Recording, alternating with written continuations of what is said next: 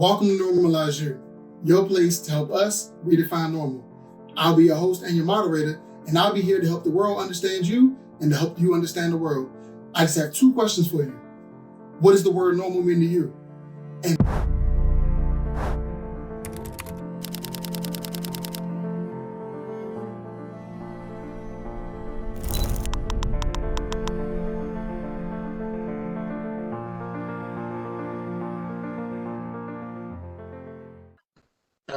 how's it going, everyone? Going great. What about you? Stop asking me. I'm gonna keep telling you the same thing every episode. Ain't nothing with us, Shane. Not me, anyway. It's almost Friday. I guess how she's doing is almost Friday. All right. So we're gonna start off with the topic, and so today we're gonna talk about relationships.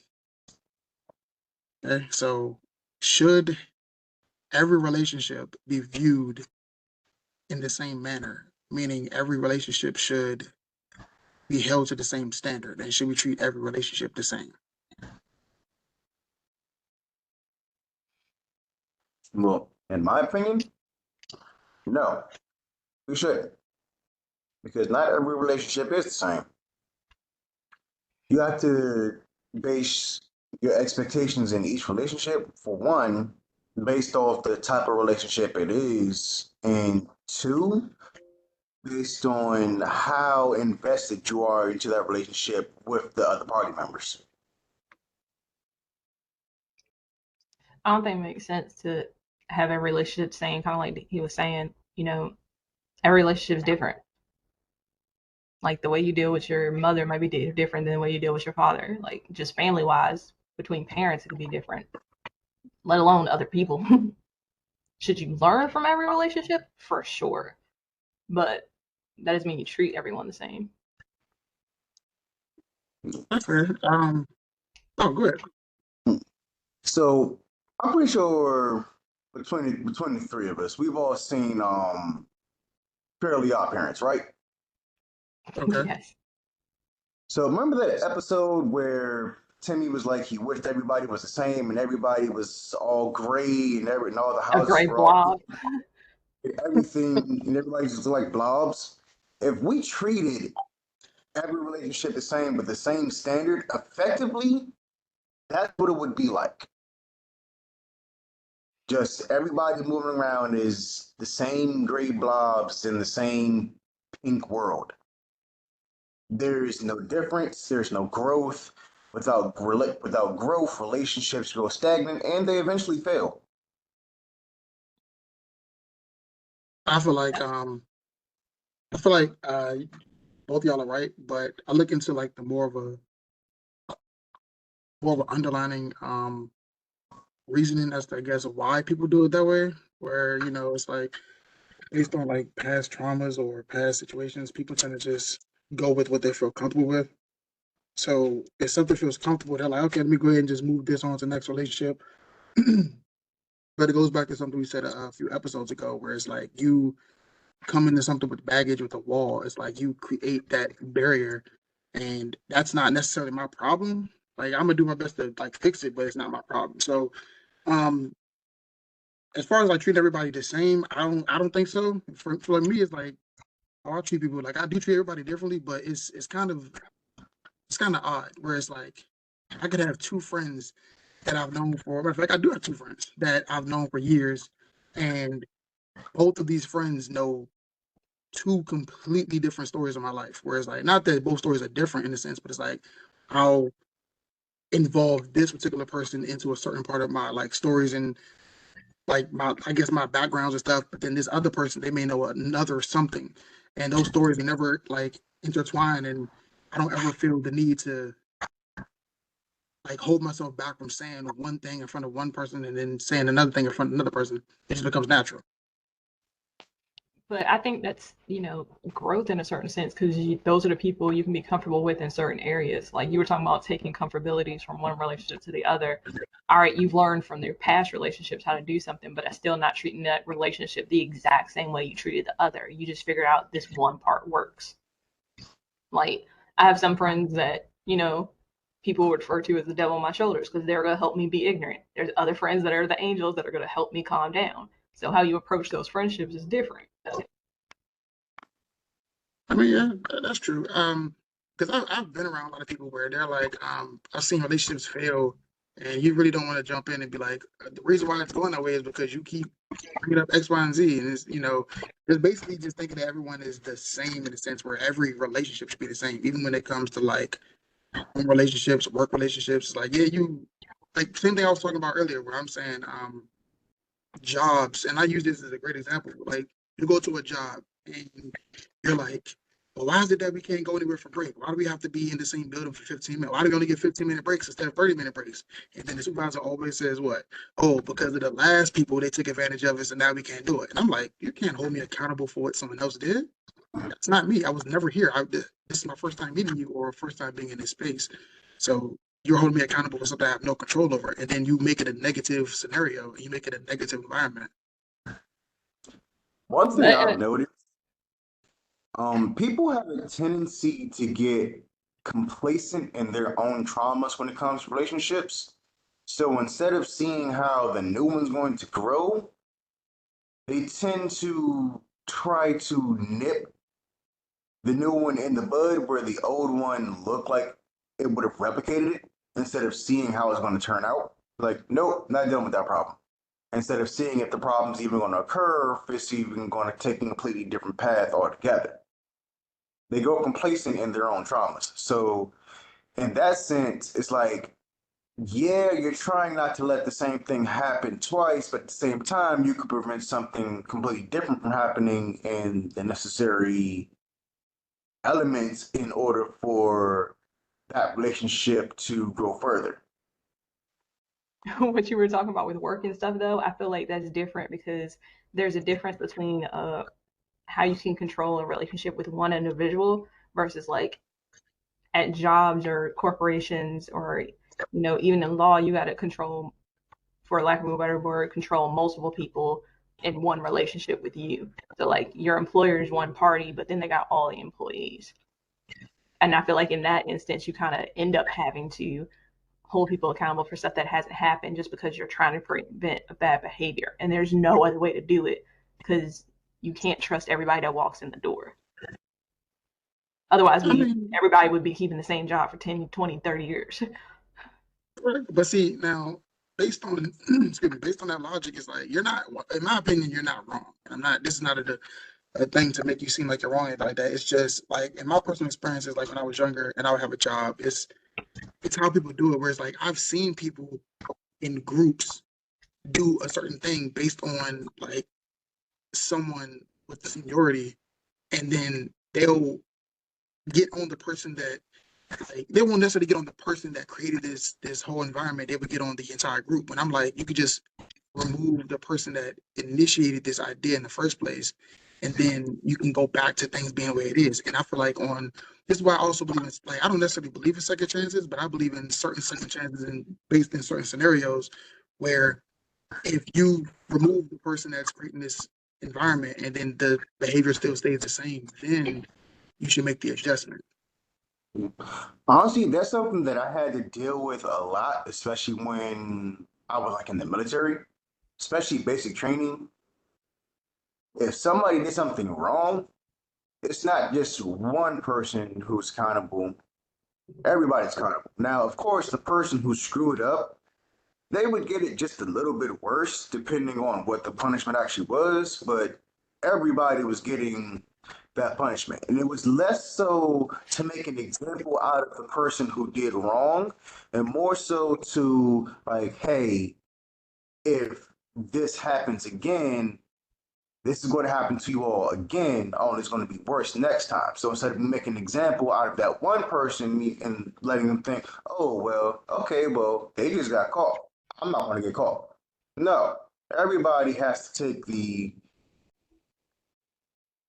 everybody has to take the accountability stick that came with the being associated with the person that may have created that standard. And although no, it's not fair, it does suck. I actually do understand why that narrative would be written, especially in an environment that requires professionalism, like a workplace. But in personal relationships, no.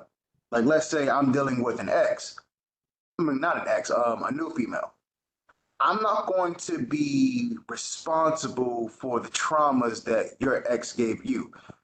Now, I understand certain traumas have certain effects, but in order to assume that I would do the same thing that your ex did just because that's a standard that you have for to make sure it doesn't happen, don't hold me accountable and try to justify reacting to me a certain way when I didn't do anything, even though your ex did.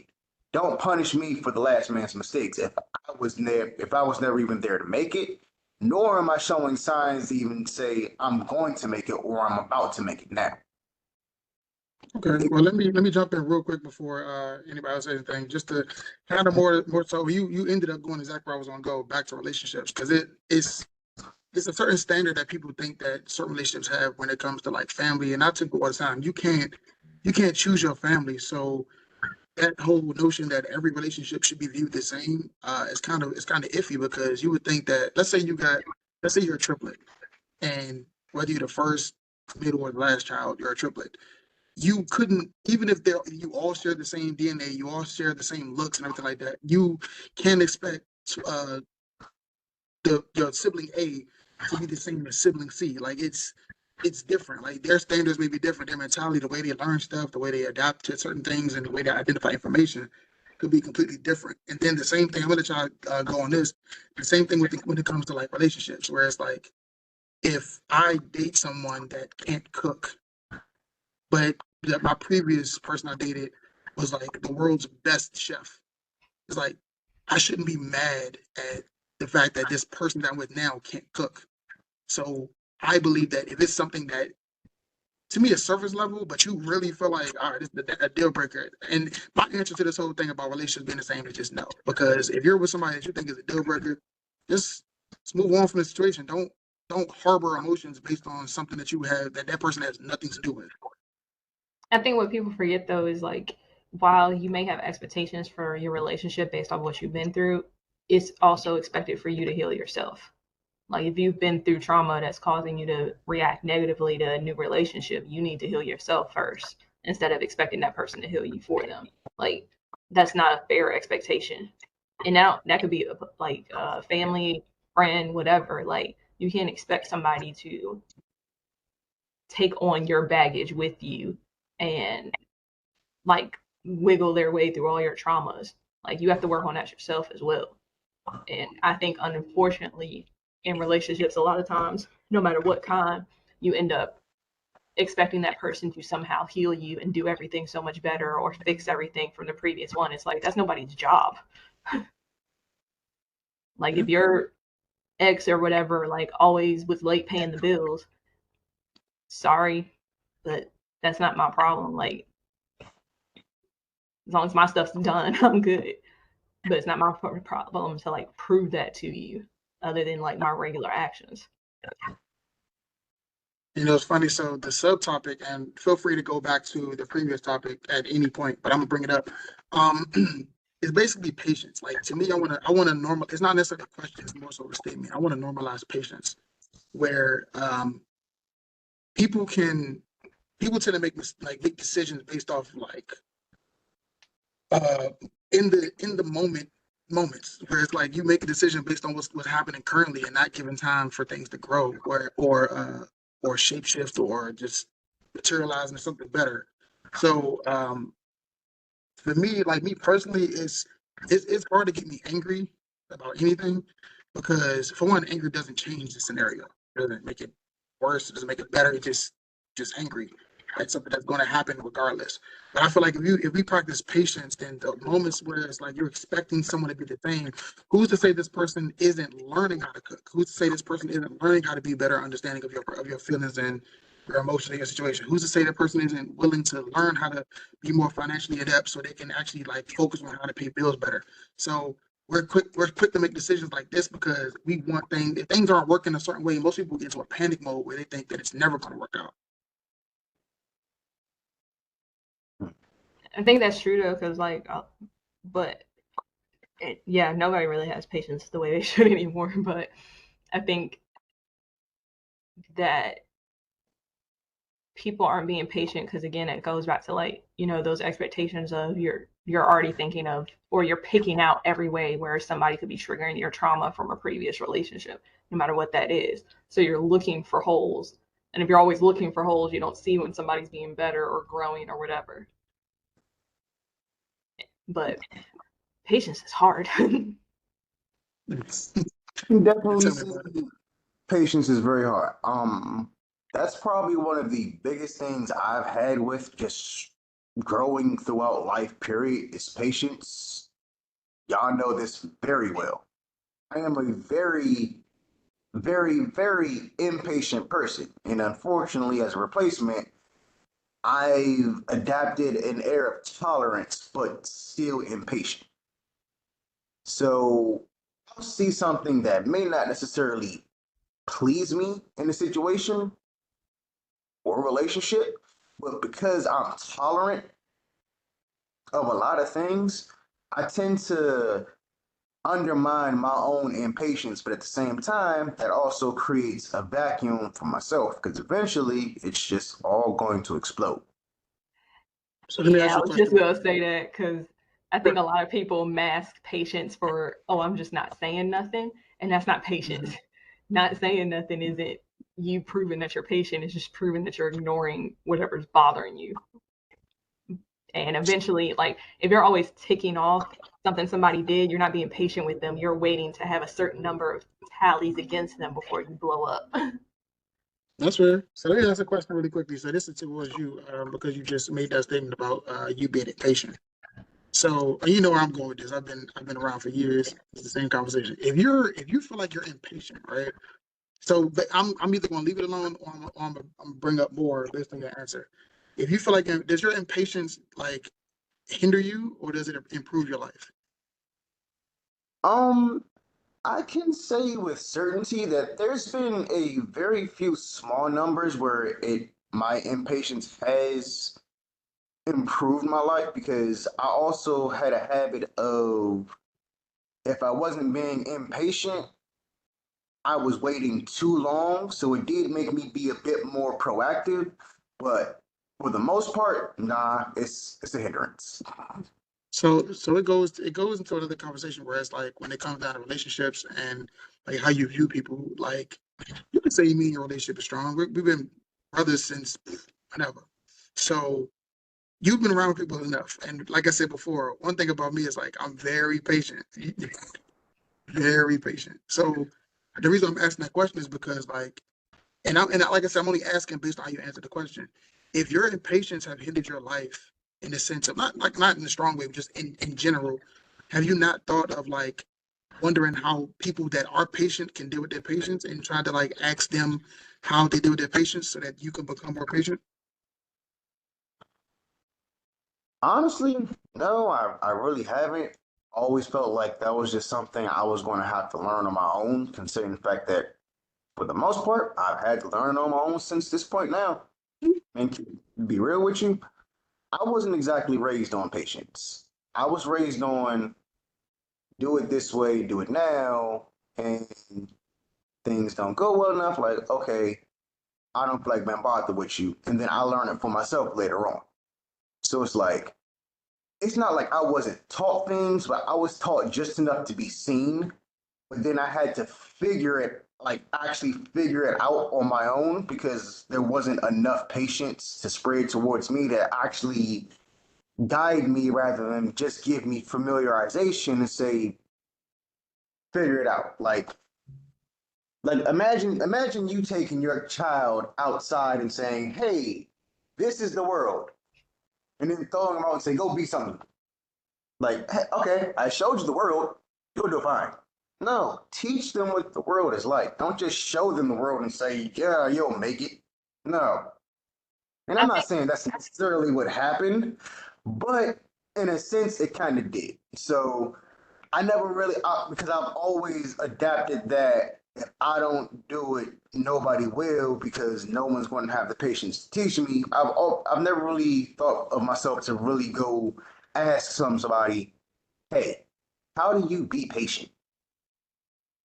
I don't think you can really ask somebody how to be patient, or like they can tell you what they use as tips to be patient. I think it's like you show patience in certain actions you do. Like, if you're always being understanding, sometimes that can come off as patience because, like, okay, you couldn't come to lunch this week. All right, let's just reschedule for the next week. Like, you know, eventually, if you're impatient, sometimes you're just like, look, you've already missed like twice. I don't care anymore. But sometimes patience is just still working with people, even when they're being somewhat unreliable, if as long as it's coming from a good place. But that gets taken advantage of very easily. So the funny thing is, like, sometimes being patient has actually been a hindrance for me sometimes because it's like people got away with stuff that should have ended, or I should have gone for something quicker, but I was too busy trying to, like, wait in time, wait in my place, and do what I was supposed to do. See, I feel like the word patience is definitely subjective. Where it's like it's how you interpret it. Because to me, like patience is more of a it's the state of mind. Whereas like I feel like a lot of people that are impatient are people that get hot very fast. And I'm talking about temperament. Whereas like for example, you're playing basketball and you got a hot hand. You're very good at shooting the ball today, but it's like the person you're on the team with is not passing the ball, and it's all and it's like now you get impatient because you're hot. Like I could have made that shot. So it's like I do believe it's a state of mind. So that's why I tell people all the time: if you want to practice patience, you have to practice peace. And I tell people all the time: don't look for someone else's peace to be your peace, but you can find out what makes them a little more nonchalant to things in the sense of like just calming down and not being so hot and flying off the hinges. So, for example, I have a spot where it's like I love to go to a waterfall. I love to just go stick my feet in and just disappear from the world. And people would say, "Oh, that sounds lovely. I would like to go with you." And I'm like, "Well, why?" And then they're like, "Well, because I'm stressed out. I want to do this. I want to do that." And I'm like, "Well, that's not going to work for my favorite spot." And they're like, "Why?" I was like, I don't mind taking you, but if you're going to go to a place where I find peace, you have to practice peace first before I take you here. You can't rely on this one particular thing to be your peace. You have to find peace within. Then you can go somewhere so you can find something to cement that peace. Now you can associate this location with you being peaceful. Like, if I need a break, I can go here, but I'm going to mentally clear myself before I get here because I will no longer enjoy it. So, because mind you, once I get to the spot, you gotta hike it, you gotta climb, and it's like if I'm impatient, if I'm frustrated, then I won't be able to do those things in the right way, and I could hurt myself. I could just not enjoy it. I could start getting winded even faster than I would usually get based on the fact that I'm hot, trying to do something like physical. So that's how But I I feel think, patience is to my state of mind. but I think that brings up an actual good thing is like, everybody's piece isn't for everybody. Like, you can't use somebody else's piece to just by osmosis create your own. So, I know people will be like for me, I just like to go read a book. I will turn my phone off, dive in a book, have some sunlight, leave me be. I'm in another world. My brain isn't working on things that were stressing me out. My brain is something else to focus on. So that's peaceful for me. I know people who hate reading. So like sitting next to me reading a book is not gonna make you feel peaceful. I'm in my Zen mode. Yeah. That's not gonna work for you.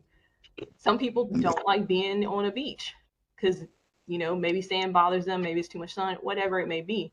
A lot of people find just watching tides rise and fall is peaceful for them. Like, even if they weren't peaceful at that moment, it creates that peace in them because it's just something consistent, or something they could count on that's going to happen again, because tide is going to keep coming in.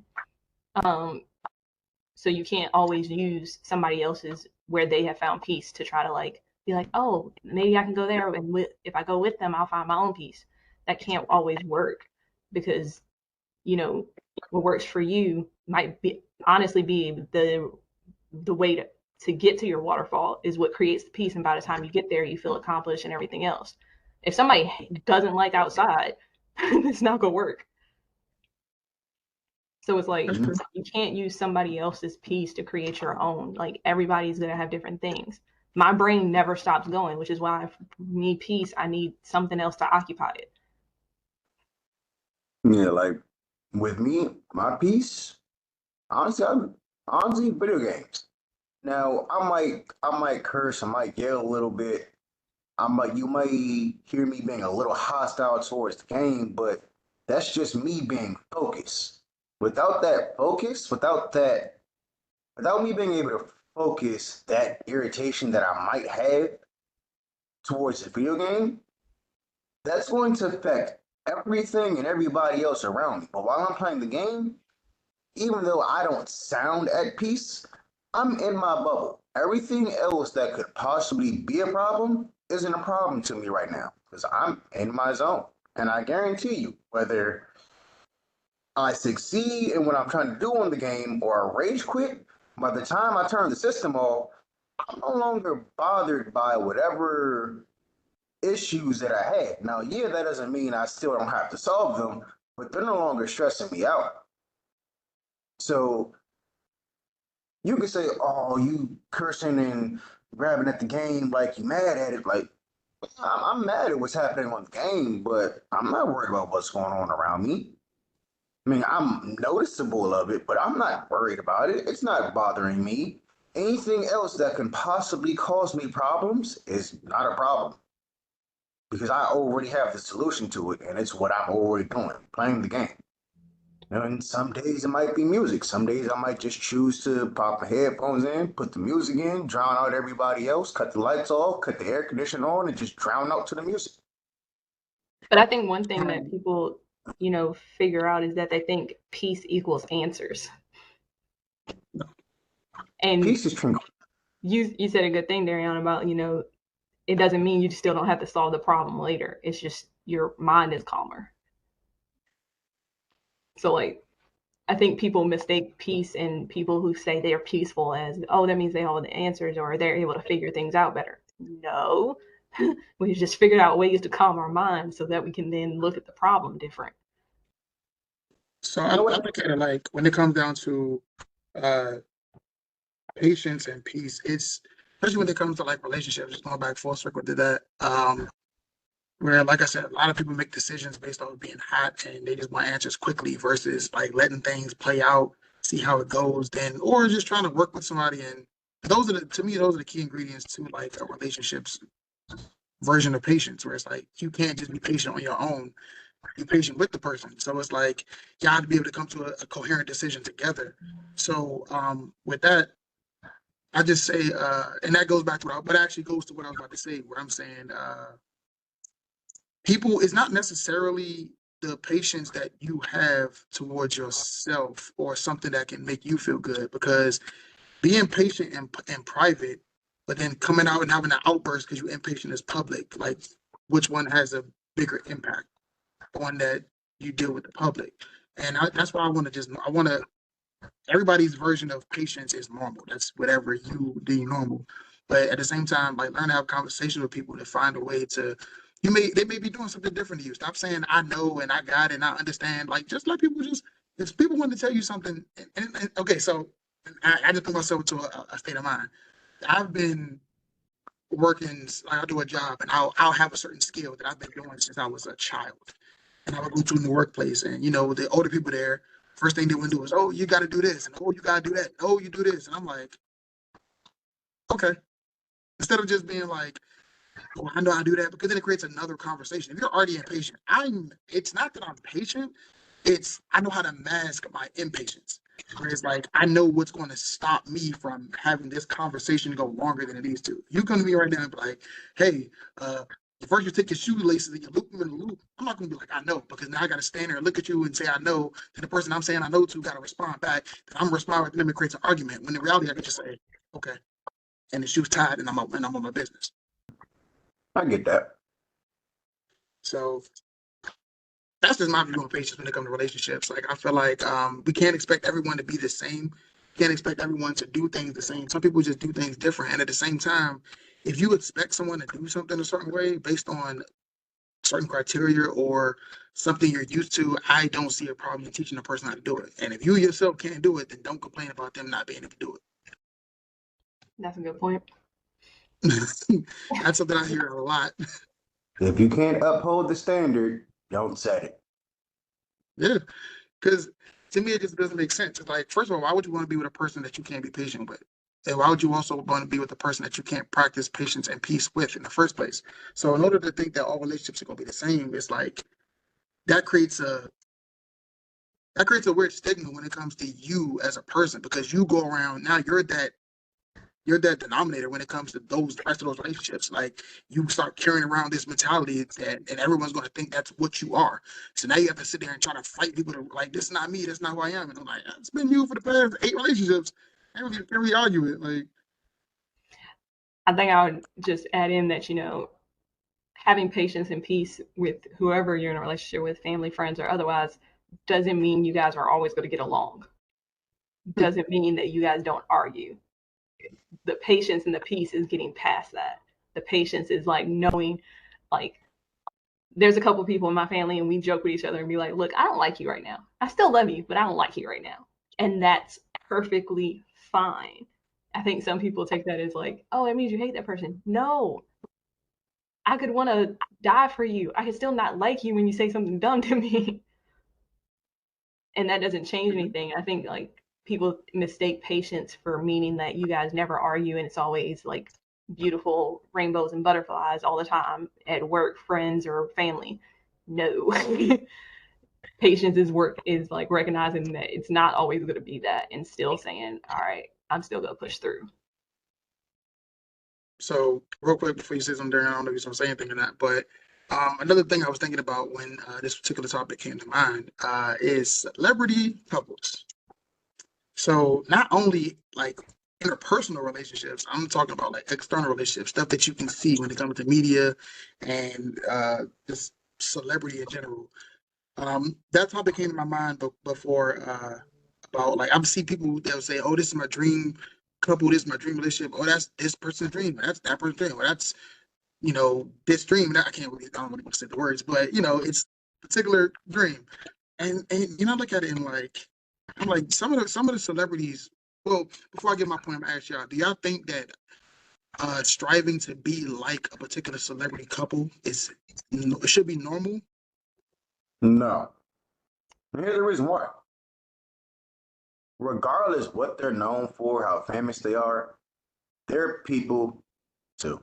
Whether they're normal people or not, we're all people. And all people have to deal with the same things. Even if we have to deal with them on different levels, we got to deal with the same things: stress, happiness, sadness, BS.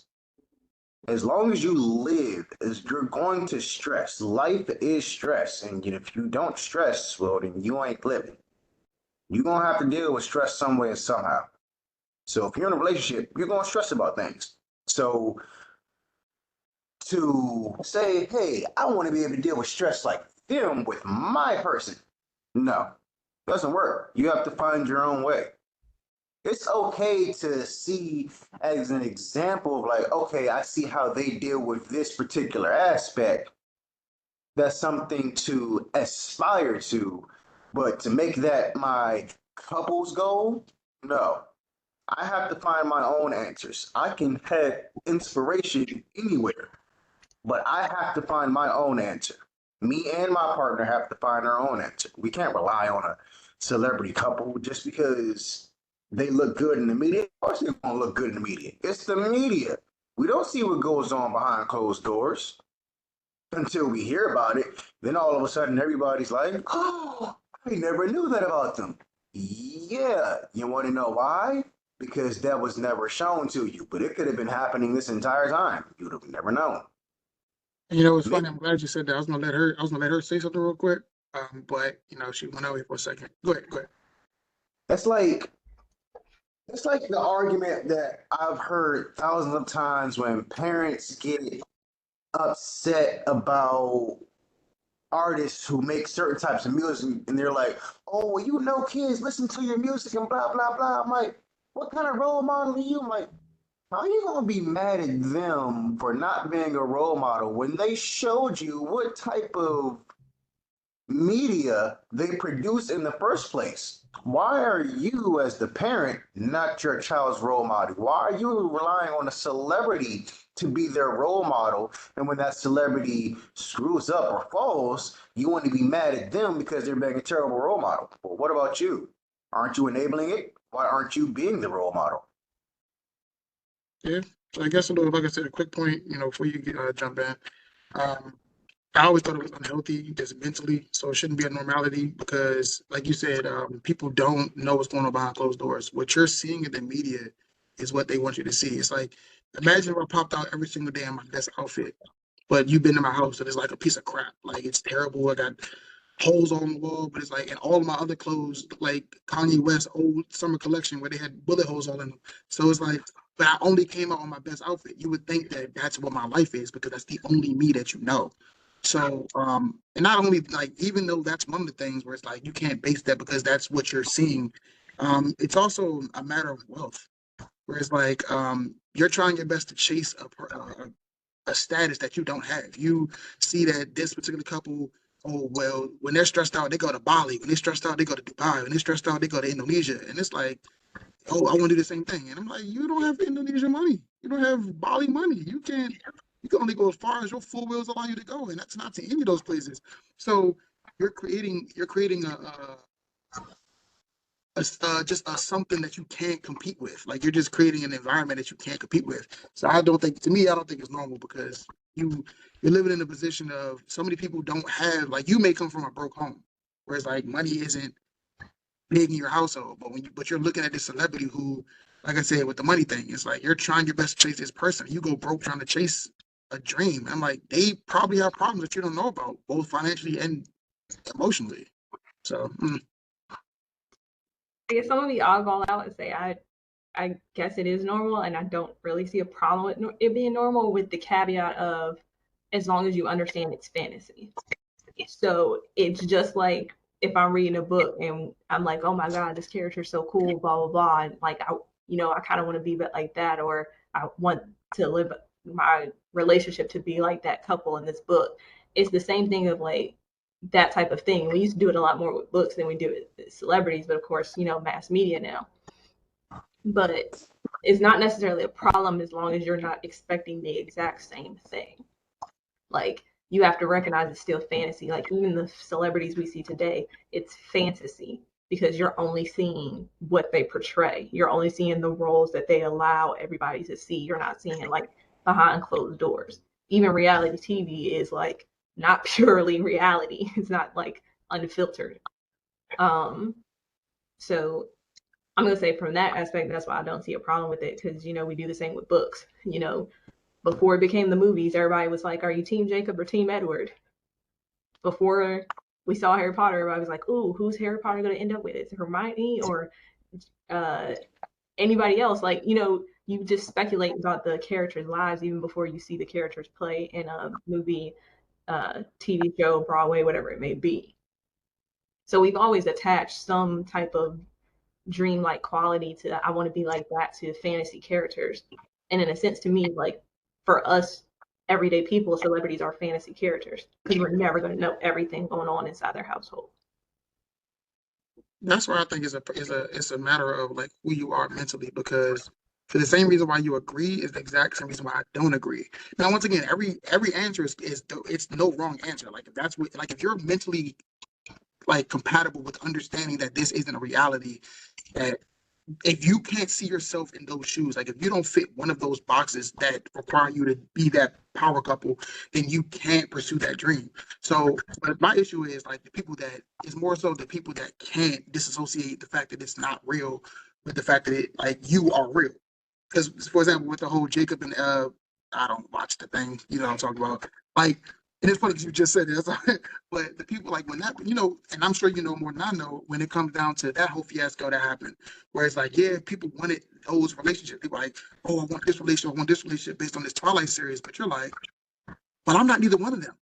Like, you may be like a 400-pound person, but you could be a good person, and you might have money, you might have looks. It doesn't matter, but it's like you could never fit that physique. Then you could be somebody who may be in that particular shape. You may have that particular look. You may have that particular aura around yourself, but you don't have the money. Then you could be the person that has the money and the looks, then you don't have the brain power. So it's like you may not fit that box, and a lot of people couldn't disassociate that.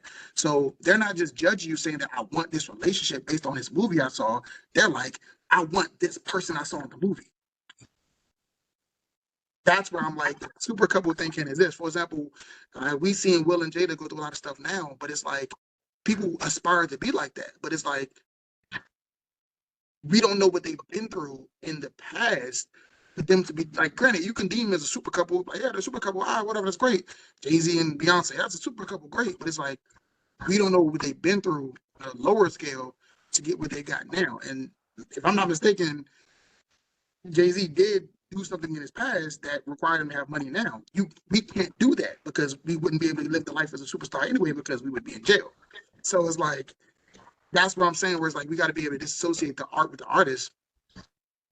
It's funny though, going back to like our conversation on patience, those two couples are like the perfect example of patience in a certain sense. If you're trying to say they're a power couple and you want to be like them, their patience was off the charts. I don't know if you guys watched it. I don't even remember if I fully watched it, but everybody saw Will and Jada doing Red Table Talk. It was talk of the internet for like weeks. We all know beyond like the reasoning behind Beyonce making her Lemonade album and things like that. You know, stuff has come up about what's going on in their relationships, but nobody said divorce yet. So it's like if you want to say you want to be like that power couple, you can't ignore what they've been through just to say you want to be where they are now when they're telling you this is what it took. And that goes back to that patience of is again, it's not always rainbows and butterflies, no matter who you are. Like it's gonna be some bad days. Yeah, like if you can't take the bad with the good, don't claim that you have patience for it. If you only have enough patience for the good to come, that just means you're tolerant. You're being complacent.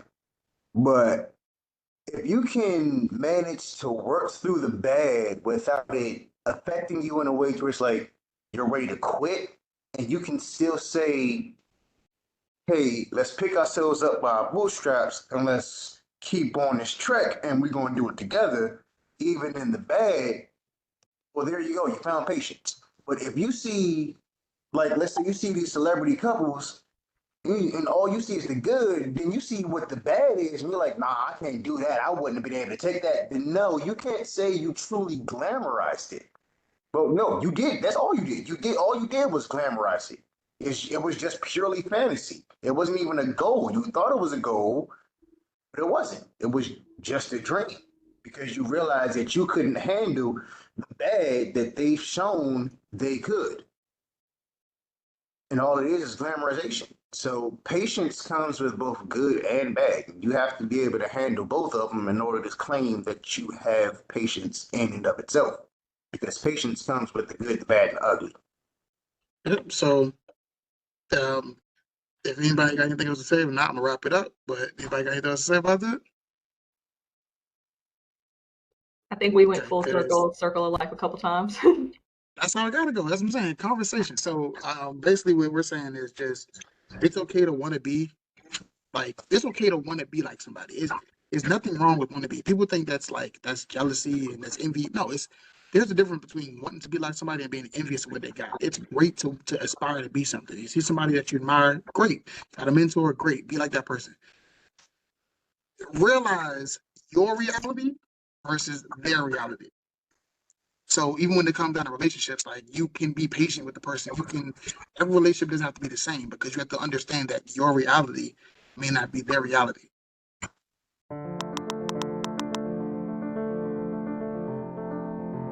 Thanks for watching Normalize You. And don't forget to catch me every other Friday with your question of the week. And you can send in questions as well.